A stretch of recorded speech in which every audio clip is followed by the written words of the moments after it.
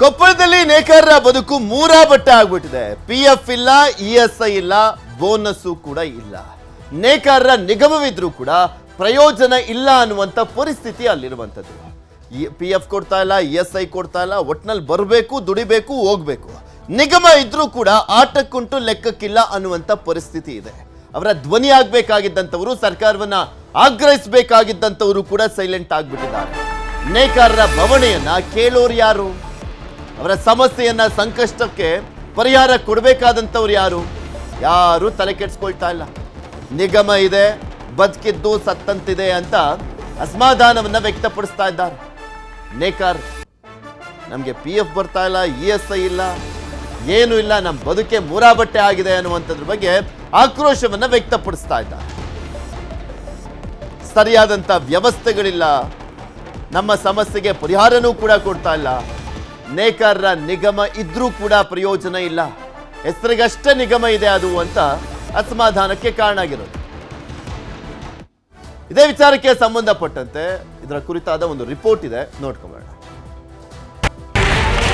ಮುಂಜಾನೆಯಿಂದ ನಾವು ಕೆಲಸ ಮಾಡಿದರೆ 250-300 ರೂಪಾಯಿ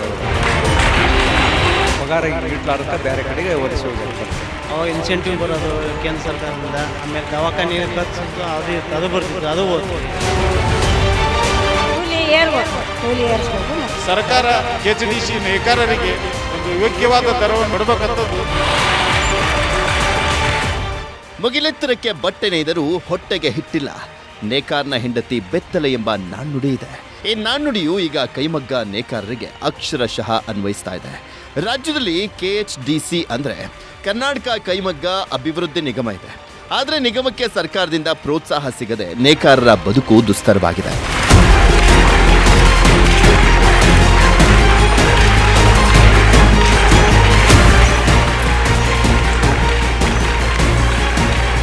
ಕೊಪ್ಪಳದ ಭಾಗ್ಯನಗರದ ಜನ ಕೈಮಗ್ಗದಿಂದ ಬಟ್ಟೆ ನೇಯುವಂತ ಕಾಯಕವನ್ನ ತಲೆಮಾರುಗಳಿಂದ ಮಾಡ್ಕೊಂಡು ಬರ್ತಾ ಇದ್ದಾರೆ. ಈ ಹಿನ್ನೆಲೆಯಲ್ಲಿ ಇಲ್ಲಿ KHDC ಸಾಮೂಹಿಕ ನೇಯ್ಗೆ ಕೇಂದ್ರ, ರೀಲಿಂಗ್ ಕೇಂದ್ರ, ಬಣ್ಣದ ಮನೆ ಇವೆ. ಕೈಮಗ್ಗದಲ್ಲಿ ನೇಯುವಂತ ನೇಕಾರರು ಈ ಮೊದಲು 1,500 ಜನರಿದ್ರು. ಈಗ ಸಾಮೂಹಿಕ ನೇಯ್ಗೆ ಕೇಂದ್ರದಲ್ಲಿರುವಂತವರು ಕೇವಲ 8 ಜನರು ಮಾತ್ರ. ಹೀಗೆ ಆದ್ರೆ ಸಾಮೂಹಿಕ ನೇಯ್ಗೆ ಕೇಂದ್ರಕ್ಕೆ ಬೀಗ ಬೀಳಲಿದೆ ಅಂತ ನೇಕಾರರು ಆತಂಕ ಪಡ್ತಾ ಇದ್ದಾರೆ. ಫಸ್ಟಿಗೆ ಒಂದು 80-100 ಜನ ಇದ್ರಿ ಸರ್. ಈಗ ಬರೀ 8 ಜನ ಅದೇ ನೋಡ್ರಿ ಸರ್. ಈ ಪಗಾರ ಭಾಳ ಕಡಿಮೆ ಬೀಳುತ್ತೆ ಸರ್. ಪಗಾರ ಭಾಳ ಕಡಿಮೆ ಬೀಳುತ್ತೆ. ಈಗ ಮುಂಜಾನೆಯಿಂದ ನಾವು ಕೆಲಸ ಮಾಡಿದರೆ 250-300 ರೂಪಾಯಿ ಬೀಳ್ಬೇಕಾದ್ರೆ ರಗಡಾಗುತ್ತೆ. ಹಿಂಗಾಗಿ ಪಗಾರ ಇಟ್ಲಾರ್ದಕ್ಕೆ ಬೇರೆ ಕಡೆಗೆ ಒಲಿಸಿ ಹೋಗ್ಯಾರ ಕೆಲಸ. ಸುಮಾರು ಒಂದು 10 ವರ್ಷ ಆತು ರೀ ಪಗಾರ ಏರಿಸಿಲ್ಲ. ಈಗ ಕಾಟನ್ ವೆರೈಟಿಗೆ ಏರಿಸಿಲ್ಲ. ಅವು ಶೂಟಿಂಗು ಶರ್ಟಿಂಗಿಗೆ ಸ್ವಲ್ಪ ಏರ್ಸ್ಯಾರ. ಮೊನ್ನೆ 2 ತಿಂಗಳು ಆತು ರೀ ಏರಿಸಿ. 5 ರೂಪಾಯಿ ಮೀಟ್ರಿಗೆ 5 ರೂಪಾಯಿ ಜಾಸ್ತಿ ಮಾಡ್ಯಾರ. ಹೆಚ್ಚು ಮಾಡ್ಯಾರ ರೀ, ಇನ್ನೂ ಹೆಚ್ಚಿಗೆ ಆಗ್ಬೇಕು. KHDC ಇಂದ ಈ ಹಿಂದೆ ನೇಕಾರರಿಗೆ ನೇಯ್ಗೆಯ ಪಣಿ, ರೋಲ್, ಹಾಗೆ ನೇಕಾರರಿಗೆ ಬೇಕಾಗುವಂಥ ಸಾಮಗ್ರಿಗಳನ್ನು ನೀಡ್ತಾ ಇದ್ರು. ಆದರೆ ಈಗ ನೇಕಾರರಿಗೆ ಯಾವುದೇ ಸೌಲಭ್ಯ ನೀಡ್ತಾ ಇಲ್ಲ. ಕೂಲಿ ಹಣದಲ್ಲೂ ಕಡಿತವಾಗಿದೆ. ನಿತ್ಯ ದುಡಿದ್ರೂ ಕೂಡ ನೇಕಾರನಿಗೆ ಸಿಗುವಂಥ ಕೂಲಿ 250 ರೂಪಾಯಿ ದಾಟುವುದಿಲ್ಲ. ಕಳೆದ 15 ವರ್ಷಗಳಿಂದ KHDC ಇಂದ ಕೂಲಿಯ ದರ ಹೆಚ್ಚಳ ಮಾಡಿಲ್ಲ.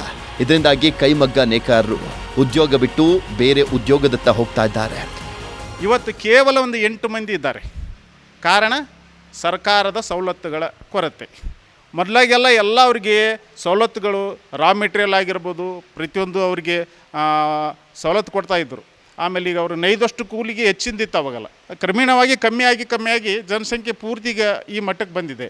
ದಯವಿಟ್ಟು ಸರ್ಕಾರ ಈ ಒಂದು KHDC ನೇಕಾರರಿಗೆ ಒಂದು ಯೋಗ್ಯವಾದ ದರವನ್ನು ಕೊಟ್ಟು ಅವರಿಗೆ ESI ಆಗಿರ್ಬೋದು, PF ಆಗಿರ್ಬೋದು, ಆಮೇಲೆ ಬೋನಸ್ ಆಗಿರ್ಬೋದು, ಇದೆಲ್ಲವನ್ನು ಕೊಡಬೇಕಂತಂದು ಈ ಒಂದು ಮೂಲಕ ತಮ್ಮಲ್ಲಿ ವಿನಂತಿಸ್ತಾ ಇದ್ದೇನೆ. ಇವರು ಕೂಲಿ ಪೂರ್ತಿ ಕಮ್ಮಿ ಮಾಡಿಬಿಟ್ರೆ ಆಮೇಲೆ ಎಲ್ಲದ ಸುತ್ತಿಗೆಬೇಕು, ವೈಪಿನ ಮಾಡೋಕೆ ದುಡ್ಡು ಕೊಡಬೇಕು.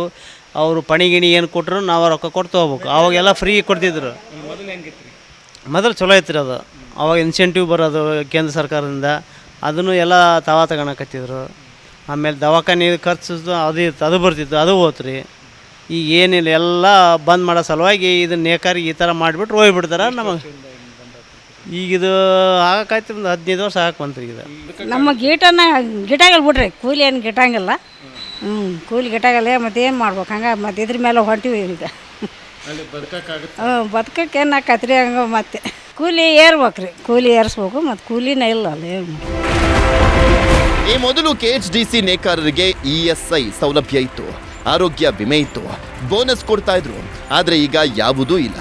ಸರ್ಕಾರದಿಂದ ಕೈಮಗ್ಗದಲ್ಲಿಯೇ ಬಟ್ಟೆ ಖರೀದಿಸಬೇಕು ಅಂತ ನಿಯಮ ಇದೆ. ಆದರೂ ಕೂಡ ಪವರ್ ಲೂಮ್ನಲ್ಲಿ ನೇಯ್ದ ಬಟ್ಟೆಯನ್ನ ಖರೀದಿ ಮಾಡ್ತಾ ಇದ್ದಾರೆ. ಈ ಎಲ್ಲದರ ಬಗ್ಗೆ ಸರ್ಕಾರ ಯೋಚಿಸಿ ನೇಕಾರರ ಬದುಕನ್ನ ಕಾಪಾಡಬೇಕಾಗಿದೆ. ಶರಣಪ್ಪ ಬಾಚಲಾಪುರ, ನ್ಯೂಸ್ 18 ಕೊಪ್ಪಳ. ನೋಡಿ, ಆ ಒಂದು ನಗರದ ಹೆಸರು ಭಾಗ್ಯನಗರ ಅಂತ, ನೇಕಾರರಿಗೆ ಅಂತಾನೆ ಮೀಸಲಾಗಿರುವಂಥ ನಗರ ಅದು. ಆದರೆ ಎಂಥ ದೌರ್ಭಾಗ್ಯ ನೋಡಿ, ಅಲ್ಲಿ PFI ಇಲ್ಲ, ESI ಇಲ್ಲ, ಅದರ ಜೊತೆಗೆ ಬೋನಸ್ ಕೂಡ ಕೊಡ್ತಾ ಇಲ್ಲ ಅನ್ನುವಂಥ ಆಕ್ರೋಶ ವ್ಯಕ್ತವಾಗ್ತದೆ. ಇದ್ರ ಬಗ್ಗೆ ಇನ್ನಷ್ಟು ಮಾಹಿತಿಯನ್ನು ಕೊಡ್ತಾ ಹೋಗ್ತಾರೆ ನಮ್ಮ ಕೊಪ್ಪಳದ ಪ್ರತಿನಿಧಿ ಶರಣಪ್ಪ ಬಾಚಲಾಪುರ. ನಮ್ಮ ಜೊತೆ ನೇರ ಸಂಪರ್ಕದಲ್ಲಿ ಜಾಯ್ನ್ ಆಗಿದ್ದಾರೆ. ಶರಣಪ್ಪ, ದೌರ್ಭಾಗ್ಯ ಭಾಗ್ಯನಗರದಲ್ಲಿರುವಂಥದ್ದು ನೇಕಾರರದ್ದು. PF ಇಲ್ಲ, ESI ಇಲ್ಲ, ಬೋನಸ್ಸು ಕೂಡ ಕೊಡ್ತಾ ಇಲ್ಲ. ಯಾಕೆ ಇಷ್ಟೊಂದು ನಿರ್ಲಕ್ಷ್ಯ ಮಾಡ್ತಾ ಇದ್ದಾರಂತೆ ನೇಕಾರರು? ಬೇರೆ ಆಲ್ಟರ್ನೇಟಿವ್ ಆಗಿ ತಮ್ಮ ವೃತ್ತಿಯನ್ನ ಬಿಟ್ಟು ಹೋಗ್ತಾ ಇದ್ದಾರಲ್ಲ.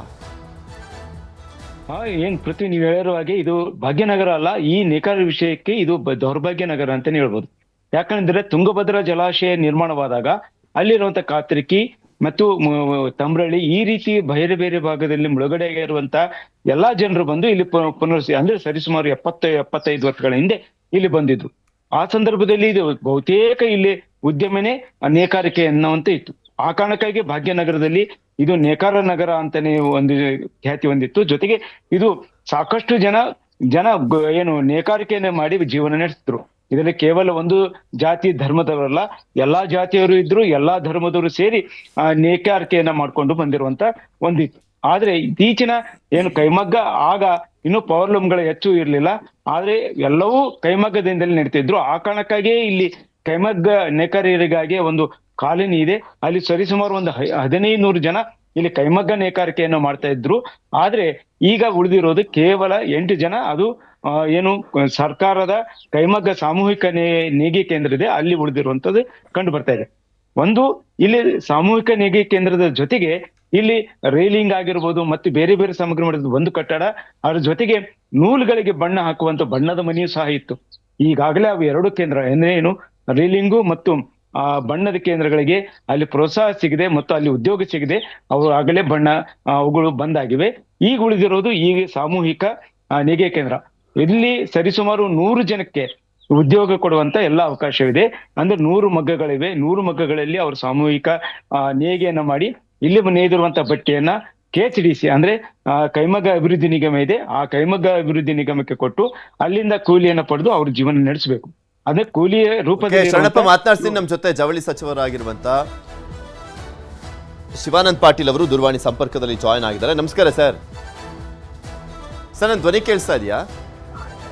ಕೇಳಿಸ್ತಾ ಇದೆ ಸರ್. ನಾವು ಕೊಪ್ಪಳದ ಭಾಗ್ಯನಗರದಲ್ಲಿರುವಂತ ನೇಕಾರರ ಪರಿಸ್ಥಿತಿ ಬಗ್ಗೆ ತೋರಿಸ್ತಾ ಇದ್ವಿ. PF ಸಿಗ್ತಾ ಇಲ್ಲ, ESI ಸಿಗ್ತಾ ಇಲ್ಲ, ಬೋನಸ್ಸು ಕೂಡ ಸಿಗ್ತಾ ಇಲ್ಲ, ಎಲ್ಲವೂ ಕೂಡ ಸ್ಟಾಪ್ ಆಗೋಗ್ಬಿಟ್ಟಿದೆ. ನಮ್ಮ ಸಮಸ್ಯೆನೇ ಯಾರು ಕೇಳೋರಿಲ್ಲ ಅಂತ ತಮ್ಮ ಸಮಸ್ಯೆಯನ್ನು ಹೇಳ್ಕೊಳ್ತಾ ಇದ್ರು ಅವರು. ನೋಡಿ, ನೇಕಾರರಿಗೆ ನೇಕಾರ ಸನ್ಮಾನ್ ಯೋಜನೆ ನಾವು ಬಂದ್ಮೇಲೆ 2.5 ಇದ್ದಿದ್ದು 5,000 ರೂಪಾಯಿ ಮಾಡಿದೀವಿ ವಾರ್ಷಿಕ. ಅಲ್ಲಿಂದ 1 HP ಇಂದ 10 HP ವರೆಗೆ ಫ್ರೀ ಕರೆಂಟ್ ಕೊಡ್ತಾ ಇದೀವಿ ಅವ್ರಿಗೆ. 10 HP ಇಂದ 20 HP ವರೆಗೆ ಫ್ರೀ ಕರೆಂಟ್ ಕೊಡ್ತಾ ಇದೆ. ಇದು 1 ರೂಪಾಯಿ 50 ಪೈಸಾ ಕೊಡ್ತಾ ಇದೆ. ಓಕೆ. ಸೊ ನಮ್ಮಲ್ಲಿ ಏನ್ ಮಾಡಕ್ ಶಕ್ತಿ ಇದೆ ಅದನ್ನ ನಾವು ಮಾಡ್ತಾ ಇದ್ದೀವಿ. ಇವತ್ತು ಕೇಂದ್ರ ಸರ್ಕಾರ ಕೂಡ ನೆರವಿಗೆ ಬರ್ಬೇಕು. ಅವ್ರಿಗೆ ಏನ್ ಮಾಡ್ಬಿಟ್ಟಾರ, ನೇಕಾರ ಬಿಟ್ಟು ಮೆಗಾ ಇಂಡಸ್ಟ್ರಿಯಲ್ ಪಾರ್ಕ್ಗಳಿದ್ದನ್ನ ಬಿಟ್ಟಾರ. PM ಮಿತ್ರ ಪಾರ್ಕ್ ಅಂತ ಹೇಳಿ ದೇಶದಲ್ಲಿ ಇಂತ 7 ಪಾರ್ಕ್ ಮಾಡಕ್ ಹೊರಟಿದ್ದಾರೆ. ಅದು ಮೇಜರ್ ಇಂಡಸ್ಟ್ರಿ ಅವ್ರಿಗೆ, ದೊಡ್ಡವ್ರ ಶ್ರೀಮಂತರಿಗೆ ಹೆಲ್ಪ್ ಆಗತ್ತೆ, ನೇಕಾರರಿಗೆ ಅದರಿಂದ ಹೆಲ್ಪ್ ಆಗೋದಿಲ್ಲ. ಸೊ ನಮ್ ರಾಜ್ಯ ಸರ್ಕಾರದಿಂದ ನನ್ನ ಇತಿಮಿತಿ ಒಳಗೆ ಏನಿತ್ತು ಅದನ್ನ ನಾನು ಮಾಡಿದ್ದೀನಿ. ಆ ನಿಗಮ ಕೂಡ ಇದ್ರು ಇಲ್ದಂತಾಗ್ಬಿಟ್ಟಿದೆ. ನಮ್ ಸಮಸ್ಯೆನ ಯಾರು ಕೇಳೋರೇ ಇಲ್ಲ ಅನ್ನಂತಾಗಿದೆ ಅಂತ ಅವ್ರೆಲ್ರು ತೋಡ್ಕೊಳ್ತಾ ಇದ್ರು. ಅಲ್ಲ, ಅವ್ರು ಹೇಳೋದ್ ನಿಜ ಇದೆ, ನಾನು ಇಲ್ಲ ಅಂತ ಹೇಳೋದಿಲ್ಲ. ಬಟ್ ಈಗ ನೀವು ನಮ್ಗೆ ಈಗ ವಾರ್ಷಿಕ ಈಗ 120 ರಿಂದ 140 ಕೋಟಿ ನನಗೆ ಬರೀ ಕರೆಂಟ್ ಬಿಲ್ ಫ್ರೀ ಕೊಡ್ತಾ ಇದ್ದೀನಿ ನಾನು ಬಂದ. ಅವ್ರ ಪವರ್ ಲೂಮ್ ಇದ್ದವ್ರ ಇದು ಹ್ಯಾಂಡ್ಲೂಮ್ ದಿಂದ ಪವರ್ ಲೂಮಿಗೆ ಅಪ್ಗ್ರೇಡ್ ಮಾಡ್ಕೊಳ್ಳಿಕ್ಕೆ ಅವ್ರಿಗೆ ಸ್ಕೋಪ್ ಕೊಡ್ತಾ ಇದ್ವಿ. ಅಲ್ಲಿಂದ air jet machines, water jet machines, SC/ST 90% subsidy ಕೊಡ್ತೀವಿ, ಜನರಲ್ದವ್ರಿಗೆ 50% ಕೊಡ್ತಾ ಇದ್ದೀವಿ. ತಮ್ಮ ವೃತ್ತಿನೇ ಮಾಡ್ಲಿಕ್ಕೆ ಆಗ್ತಾ ಇಲ್ಲ, ನಾವು ಬೇರೆ ಆಲ್ಟರ್ನೇಟಿವ್ ಆಗಿ ಹುಡ್ಕೊಳ್ಳುವಂತ ಪರಿಸ್ಥಿತಿ ಬಂದಿದೆ. ತಲತಲಾಂತರಗಳಿಂದ ಮಾಡ್ಕೊಂಡ್ ಬರ್ತಾ ಇದ್ವಿ, ಈಗ ಸ್ಟಾಪ್ ಮಾಡ್ಬೇಕಾಗಿದೆ. ಈಗ ನಾನ್ ಹೇಳಿದ್ನಲ್ಲ, ನಾವು ಬಂದ್ಮೇಲೆ ಏನೇನ್ ಮಾಡಿದೀವಿ ನಿಮ್ಗೆ ಹೇಳಿದೆ. ಅಲ್ಲ, ಅವ್ರಿಗೆ ಅನ್ಬಿಟ್ಟು ಒಂದು ಸಪರೇಟ್ ಆಗಿ ಒಂದು ಪ್ಯಾಕೇಜ್ ಏನು ಘೋಷಣೆ ಮಾಡ್ಲಿಕ್ಕೆ ಆಗೋದಿಲ್ವಾ ಸರ್? ಯಾಕಂದ್ರೆ ಪಾಪ ಆ ವೃತ್ತಿನೇ ನೋಡ್ಕೊಂಡ್ ಬಂದಂತವ್ರು, ಅದನ್ನೇ ಮಾಡ್ಕೊಂಡ್ ಬಂದಂತವ್ರು. ಇಲ್ಲ, ಈಗ ಮೊದ್ಲೇನಾಗ್ತಿತ್ತು, ಗೋರ್ಮೆಂಟ್ ನಲ್ಲಿ ನೇಕಾರರಿಗೆ ಬಟ್ಟೆ ನೇಯ್ತಕ್ಕಂತ ಅವಕಾಶ ಇತ್ತು. ಆ ನೇಕಾರರು ಸರ್ಕಾರಿ ಇಲಾಖೆಗಳಿಗೆ ಸಪ್ಲೈ ಮಾಡ್ತಿದ್ರು. ಬಟ್ ಅನ್ಫಾರ್ಚುನೇಟ್ಲಿ ಸರ್ಕಾರಿ ಇಲಾಖೆಗಳು ಈಗ ನೇಕಾರರ ಬಟ್ಟೆಯನ್ನ ಪರ್ಚೇಸ್ ಮಾಡೋದು ಕಡಿಮೆ ಮಾಡ್ತಾ ಇದಾವೆ. ನಮ್ ಸರ್ಕಾರ ಇರ್ಲಿ, ಹಿಂದಿನ ಸರ್ಕಾರ ಇರ್ಲಿ, ಕೆಲವು ನೇಕಾರರು ತಪ್ಪು ಮಾಡಿದ್ರ ಸಲುವಾಗಿ ಆ ಪರಿಸ್ಥಿತಿನೂ ಬಂತು. ಈಗ ರಾಮಕೃಷ್ಣ ಹೆಗಡೆ ಅವ್ರನ್ನ ನೆನಿಬೇಕು. ಇವತ್ತು ಅವರು ಸಮವಸ್ತ್ರಗಳನ್ನು ಕೊಡ್ತಕ್ಕಂಥದ್ದು ನೇಕಾರ ಉದ್ದೇಶ ಇಟ್ಕೊಂಡೇ ಕೊಟ್ಟಿದ್ರು. ಬಟ್ ಈ ಕೆಲವು ಸುಮಾರು ನೇಕಾರರು ಮಿಲ್ ಬಟ್ಟೆ ತಂದು ಹಾಕಿ ಅದನ್ನ ಹಾಳು ಮಾಡಿದ್ರು ಸ್ಕೀಮ್. ಎಷ್ಟಾಗುತ್ತೆ ಅಷ್ಟು ಒಂದ್ ಸ್ವಲ್ಪ ಸ್ಪಂದಿಸುವಂತ ಕೆಲಸ ಮಾಡಿ ಸರ್. ಬಿಕಾಸ್ ಅವ್ರು ನೋಡ್ತಾ ಇದ್ರೆ, ಅವರ ವೃತ್ತಿಯನ್ನ ಕೂಡ ನೋಡ್ತಾ ಇದ್ರೆ, ಆ ವೃತ್ತಿನೂ ಕೂಡ ಮುಗ್ದೇ ಹೋಗ್ಬಿಡುತ್ತೆ ಅನ್ನುವಂತ ರೀತಿಯಾದಂತ ಆತಂಕ ಇದೆ ಅದರಲ್ಲಿ. ಆಯ್ತು, ನಾನು ಮಾಡ್ತೀನಿ. Okay, thank you Shivanand Patil ಅವರೇ, ನ್ಯೂಸ್ 18 ಜೊತೆ ಮಾತನಾಡಿದ್ದಕ್ಕೆ.